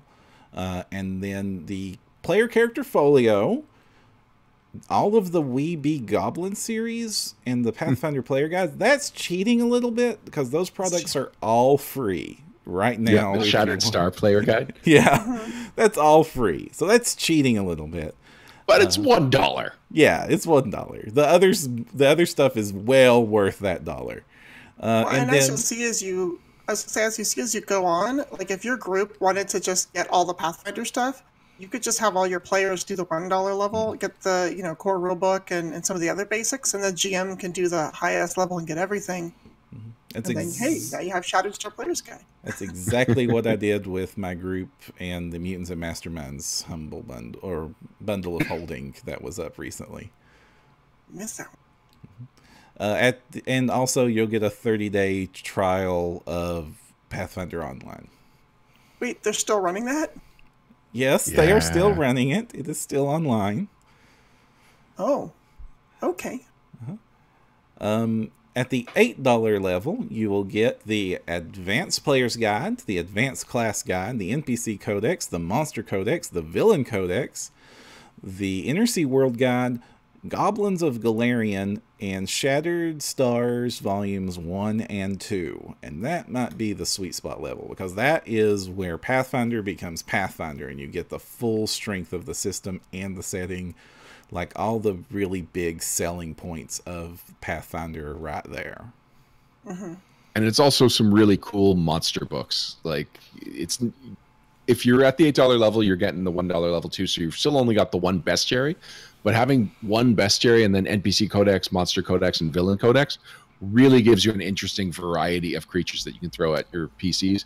And it tends to be like more fleshed out people. So you can really have campaigns built around these groups of people that you now have books for. Yeah, NPC Codex might be my favorite monster manual because NPCs characters are a pain to make as a GM. And they appear, and you need them so often. You need city guards, you need bandits, you need, big bad evil people. And that just having a giant book filled with pre-made stat blocks has saved me so much time as a Pathfinder player. There's also a lot more logic to it than the NPC section of the Game Mastery Guide. Mm-hmm. Yeah. And then we had like a 3rd level waiter in the Game Mastery Guide. Well, and then the Villain Codex is great because then you have groups of themed creatures, or NPCs. So like, pirates, and you'll have a bunch of different pirates of different CRs. So you have some variety of how you want to build an encounter. And you're like, we're doing this Great Corsair game and they run into some actual pirates and I could just pull most of the crew out of here and not worry too much about it. Moving on to the $15 level, we get Ultimate Magic, Ultimate Combat, Ultimate Equipment, Ultimate Campaign, Ultimate Intrigue, Bestiaries 2 and 3, the Advanced Race Guide, Inner Sea Gods, Magnamar City of Monuments, Varesia, Birthplace of Legends, and Shattered Stars Volumes 3 and 4. I wonder why Shattered Star was the adventure path that made the cut here. I don't know. I guess they gave away Rise of the Runelords already. So they can't do that again? We also have Return of the Runelords, which I think is more tied into Shattered Star than Rise. So it's kind of nice to give away the precursor to one of the final adventure paths that they're releasing. Yeah, that makes sense. I hadn't considered that. $18 level, Param? $18 level. You get Starfinder Core Rulebook. Woohoo! The Strategy Guide for Pathfinder, the Inner Sea Races, Bestiaries 4 and 5, Occult Adventures, Pathfinder Unchained, Mythic Adventures, And then you get dwarves, elves, gnomes, halflings, and humans, and kobolds, and orcs of Galarian. And then you get Shattered Stars Volume 5 and 6, plus the map folio. This is a real mixed bag as your capstone level. Starfinder, it's nice addition thrown in there. Strategy Guide, I enjoy as a book, but I know it's not super popular. Inner Sea Races really missed the mark for me. Bestiary 4 and 5 are great. Occult Adventures is amazing. Unchained is good, but if you are just getting into Pathfinder, that's, you know what, let's just stick with Unchained is good. Mythic is not. And then the player companion books, not my favorites, the race-based ones, but there's decent lore in each of them at least. Can we talk about an interesting thing that's on topic here? Elves of Galarian is a Dungeons & Dragons 3.5 product. Is Dwarves as well? No, Dwarves is actual Pathfinder. Okay. So you're saying it has no business in a 10 years of Pathfinder bundle. Well, it would be odd to have the others without the elves because they never revisited that topic. But it's just like, that's one that the rules won't quite mesh with the others. Mythic's getting a surprising amount of love in chat tonight. I should just assume that nobody likes Mythic, but I know that Mythic has its issues. I mean, I like it, but I understand how it completely breaks the system. I still don't understand what the concept is. Well, I like the concept, and I really liked it until it turned into Rocket Tag. And as I understand it, Legendary Adventures or Legendary Games has done like a good deal of supporting and fleshing out and fixing a lot of that system's weakness with their third-party stuff. So there was a lot of fans of it. I was surprised that the strategy guide is in the $18 level. Yeah, I would put this as part of the $1 level. It's $1 is like the person who's dipping their toes into Pathfinder saying, okay, I'll pay $1 to figure out what this is about, and the strategy guide is perfect for that. So that way you have a giant, scary core rule book that will, crash your iPad, but then you also have you have the guide that's going to tell you, oh no, here's how to build a character, here's how to go through it. And I don't know why it's way up at $18. That's surprising. Yeah, and I can't. There's no offense meant, but I can't imagine that's one of their most in-demand products either. Which is usually what would appear at the top tier of Humble Bundle. So at this point, I have to ask myself, how many of these have I gotten from other Humble Bundles that I've backed, and would the $18 one be worth it? Having the Starfinder PDF would be nice. But you can get that for $10 on its own. Yeah. But I'm at least supporting charity, and I get a buttload of stuff. Oh, wait, and you can gift these, right? Oh, yeah. You can gift the codes? Yeah. Oh, okay. Then yeah. I know a lot of Pathfinder Society venture officers that are thinking about getting either just a handful of the $1 levels or one or two of the $18 levels to give out at their local conventions as prize support. So I think I'll definitely get these. And that way, if I do convert second edition, sell all my first edition stuff, I've got all these PDFs. Yeah. Well, I kind of cheat and I only do PDFs anyway, so. No, perfectly acceptable. You can't resell your PDFs on eBay. That's true, I can't. I get contributor copies occasionally that are physical copies, and I'm always like, I want the PDF though. So I end up giving away the physical copy and then buying the PDF so I can own the thing I wrote. Wow. I would keep the physical copy of anything that has my name in it. I probably should have. Oh well. Is storage an issue? Is that one of the reasons? Yeah, that's one of the reasons. You guys were talking about your old books, and it reminded me that I still have big storage bins somewhere full of 3.0 books, not to mention 3.5 books, and I don't know what to do with them. I guess sell them to collectors. You can get a decent amount of money for them. There's still a market. Okay. Well, I guess I know what I'm doing this weekend. Yeah, But if you have any second edition Dungeons & Dragons books, you could just burn them. Oh, okay, good. I do not. No, do not burn your second edition D&D books. Some of those do have some value. Okay. Some of them. 4th edition. Honestly, books? third edition books, like they have had the last 5 or so years a humongous upswing in demand and price. And that's usually true. Like immediately, like, okay, from a guy who runs a store and has some background in collecting and value of these books, right when a new edition is announced, there's usually a small upswing of people trying to land rush and get the stuff they didn't have. And so the rare stuff of that edition will go up a little bit in value right then. When the second edition comes out, or the new edition comes out, usually the value of your books will tank. Mm-hmm. That is the worst time to sell. In a few years after that edition comes out, assuming that there's any love left for the previous edition, those are going to no longer be in the discount bins at your friendly local gaming store again. And so people are going to start wanting to get them. That's when their price starts to go back up, and then will eventually go above retail price again. So if you haven't sold yet, check and make sure you're going to get any value at all, because I'm already seeing Pathfinder first edition stuff in discount bins. Then it's a good idea to sell would be to wait a few years after the next edition sells. There is a caveat that this does change. If a game system, such as a Warhammer or other game systems, if the released version does not perform well and the community does not go behind it and make a switch over, should Pathfinder 2nd Edition not be for most players, if it bombs, guys, then the value of your first edition stuff goes up. Now, does the fact that the pocketbooks are going to continue to be in print for first edition as long as there's a market for it, will that impact the value of the other first edition stuff for Pathfinder? It will impact the value of the stuff that is available as a pocket edition, yeah. Yeah, any sort of reprint, easily available reprint of a book keeps the book from getting any good value increase. It won't stop it completely. There are still people that like hardbacks, that like prestige versions of things. So the most beloved stuff that is not common.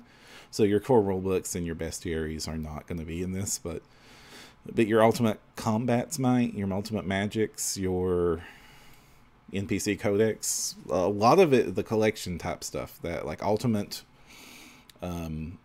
equipment would be a key book. If the performance of third edition material is any guide here, would be the example of the kind of book that would gain value. Plus any of the setting material that's been out of print for a while, or the APs that have been out of print for a while. That Kingmaker stuff, man, the value of Kingmaker stuff is like through the roof right now. Oh, yeah. I should tell Ari. I think she still has the copies from when we were running it. Yeah. Oddly, also, Curse of the Crimson Throne's hardcover is like super inflated in value right now. Is it? Yeah, it's like $150 on eBay. Cool. Really How's that Rise of the Rune Lords Collector Edition? Any value there? I haven't checked lately. It's not really been a great performer.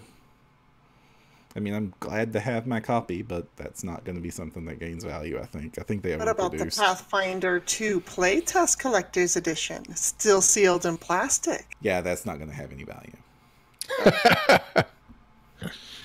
Remember that part where I said it has to be well received? That's fine. I'll chuck it in a box and then discover it in 10 years after I move somewhere, and then maybe it'll be worth something. Yep. Now, there's some intriguing chat going on in chat. We are coming up on a close, and we've got some things that I think deserve shouting out to. Yeah. So are we ready to wrap things up, Graham? Yeah, let's do it. V? I'm ready. All right, Param. Hit the goblins.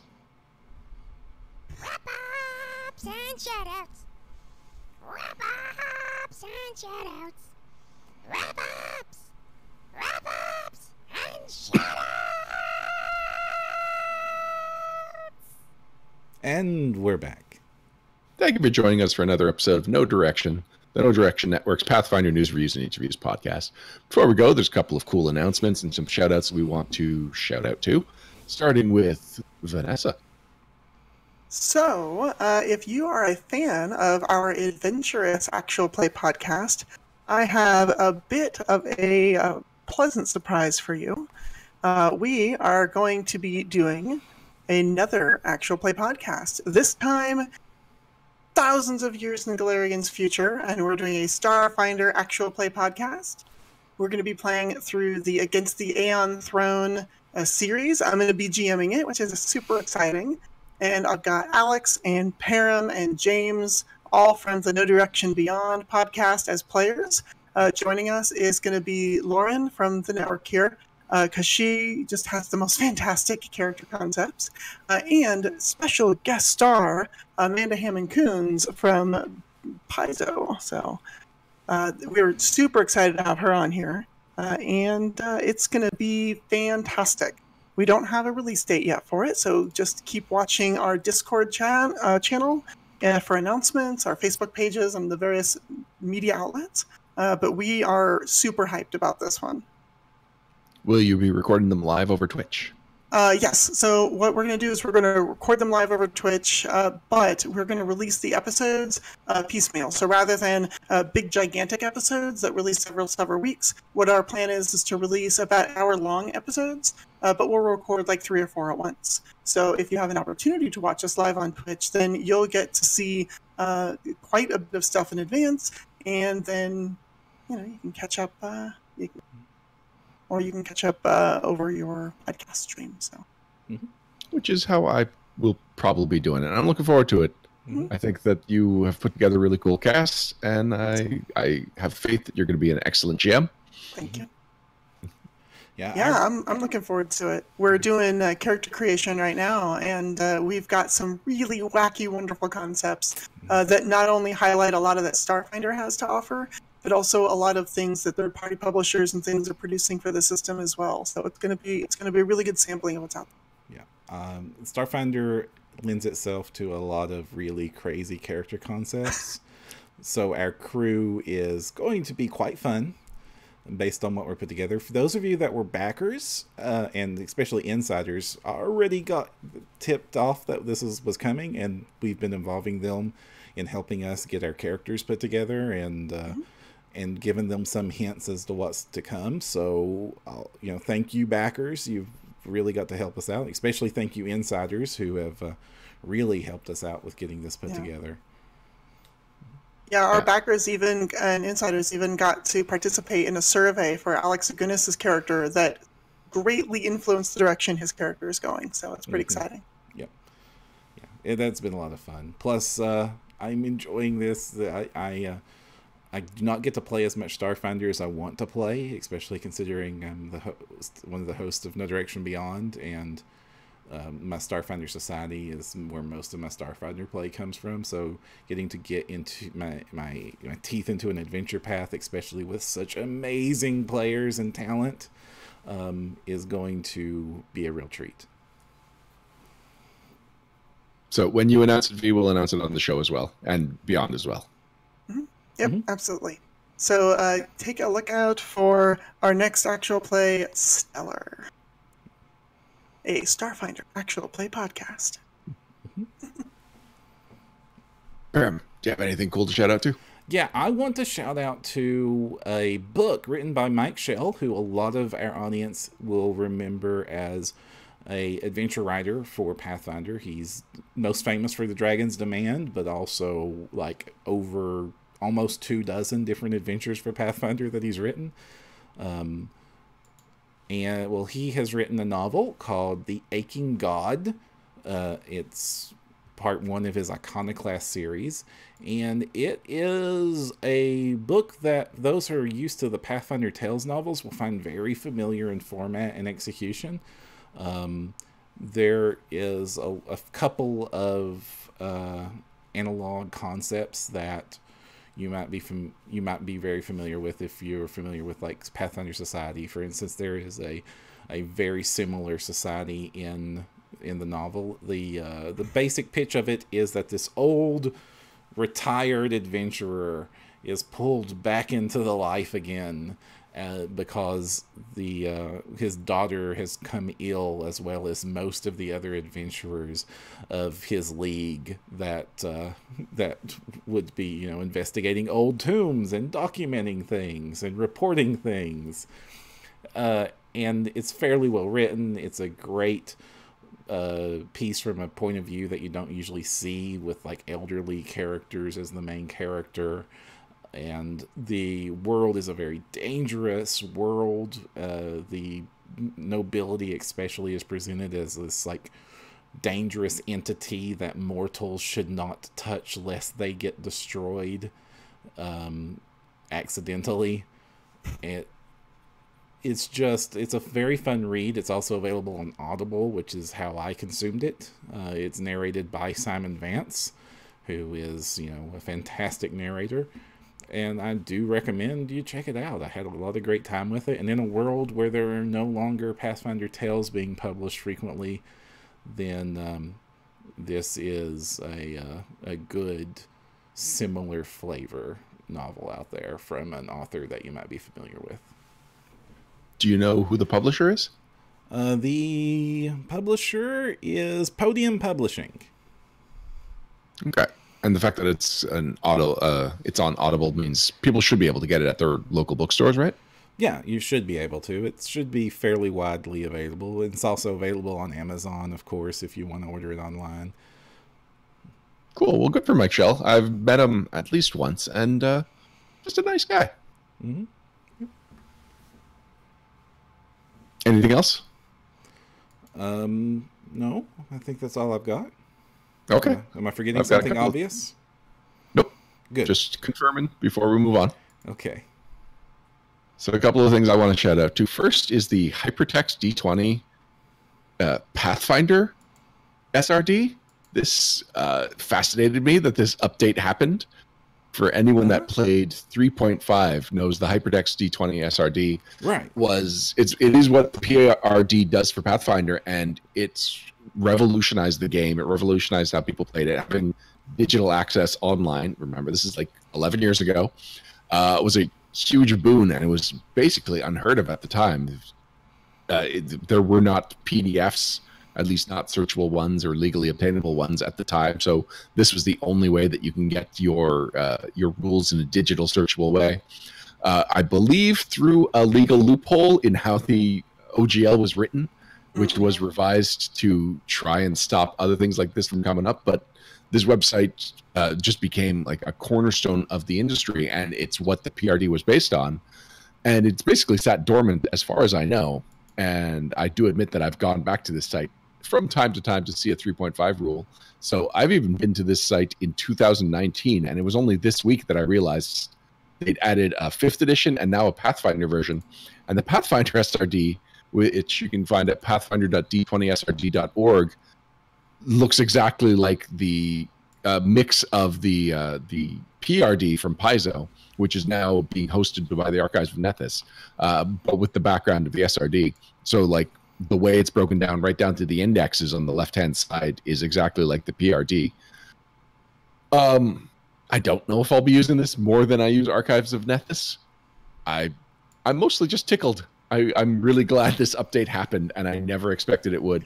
Man, the nostalgia trip of this. Yeah, this is the first site that I ever saw a projector being integrated into a table. They had a whole how-to guide off on the side that I couldn't find today when I was looking through it. But it's man, this is cool that this is still a thing, that somebody cares. They're not just paying for hosting rights, but they actively are updating this tool. Cool. I have no idea who is behind the Hypertext D20 SRD. I should track that just to say thanks for making my game so much better all those years ago. Yeah, this is wonderful. I'm clicking through it now just because, man, I spent so much time with the 3.5 version of this. It made my life as a GM so much easier back in those days. Prepping a game session was impossible without it. Absolutely, and the only reason we got the PRD, I believe, is because of how integrated into the community and how we played the Hypertext D20 SRD became. I do want to do a small correction, Ryan. Towards the 3.5 era, you could legally purchase 3.5 PDFs at redonkulous prices of like $50 a book. Oh, How much? Like $50 a book. Wow. From Wizards. From Wizards, yes. It was stupid. And I don't think many people got on board for that. Nope. And this is the first I'm hearing of it. Yeah. I believe the very first one offered was Stormrack. All right. Nothing against Stormrack, but odd place to start. It was just the book that when they decided, that was the newest book when they decided to do it.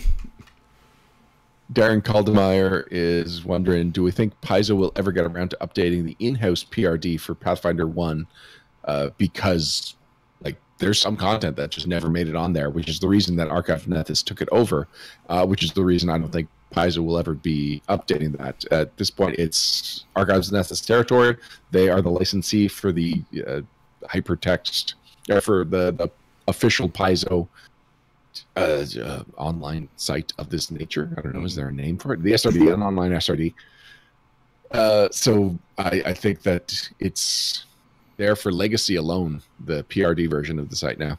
Mm-hmm. Yeah, I don't see them ever taking that back over unless such a time that, like, the only, like, the two, there's only two reasons I could ever see this happening would be if Archive of Nethys shuts its doors, and then Paizo would have to do something to continue that content, or in some weird bizarro world, as that happened with 4th edition D&D, Pathfinder 3rd edition comes out and the management hates open content and, you know, revokes all licenses and brings everything back in-house, you know, as Wizards did with 4th edition.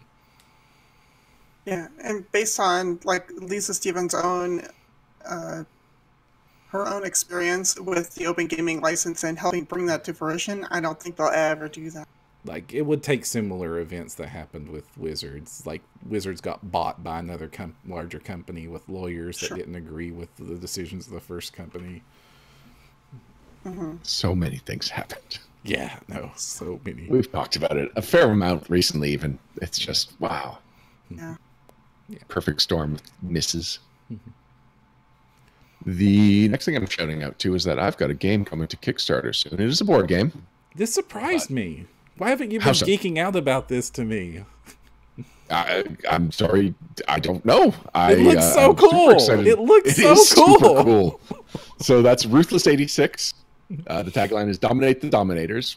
You know how in 80s cartoons it was pretty common for people to be openly conspiring against the bad guy leaders? This game is about putting the money where their mouth is. It's basically the leader of the evil organization suddenly dies and all of his subordinates suddenly have to scramble to enact their plan of what they would do if they ever took over the organization. So it is a dice building worker placement game. Worker placement games is typically, you know, you've got your meeple or whatever and you place them and then something happens. In this case, the meeples are dice faces, and you can place them in your battle stations around your hex quarters to do, you know, menial tasks, or you can form 6 of them around a die to create a customized die and send them on missions as a unit. So I'm super excited to see this coming to Kickstarter. We have an amazing animated opening for this that the animation department at Blind Ferret's been working on for a while. The character designs are great. They're by an artist called Ryan Lee. And by the next episode of No Direction, the Kickstarter should have launched. So for now, you can't go to anything, but you can, except for facebook.com/ruthless86game. And that's where I'll be posting updates. I'll be posting art. I've also got an Instagram account started. People are going to hear a lot about this because this is everything that I love in one game.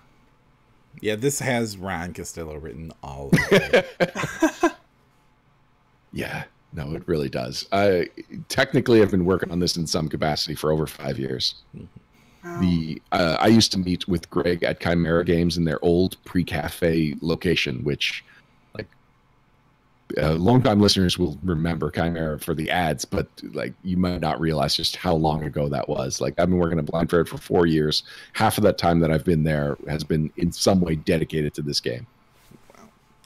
Well, thank you for posting the link, Vanessa. No problem. I do hope that this is super successful. I will definitely be looking forward to my Kickstarter funded copy when I pledge in being eventually created. Yeah, absolutely. Yeah, so people that are friends with me on Facebook expect it to get plugged, but I will try and do kind of like what I did with my kids' pages, where instead of just filling my timeline with something not 100% me, I'll occasionally be posting about this during the campaign, but I'll mostly be posting about it on that Facebook page. So yeah, if you're seriously interested in updates, the Facebook page, like it now and follow it. That's where you'll get most of the information. But expect me to be shouting out to this on the next several No Directions. Awesome. All right, I think we're ready to wrap things up. Yes. So thank you for joining us for another episode of No Direction. Thank you, Vanessa, for joining us back-to-back episodes. Very exciting. Thank you for having me. Yeah, and I'm looking forward to Stellar. That's it cannot. It's gonna be stellar. Until next time, I'm Ryan Costello.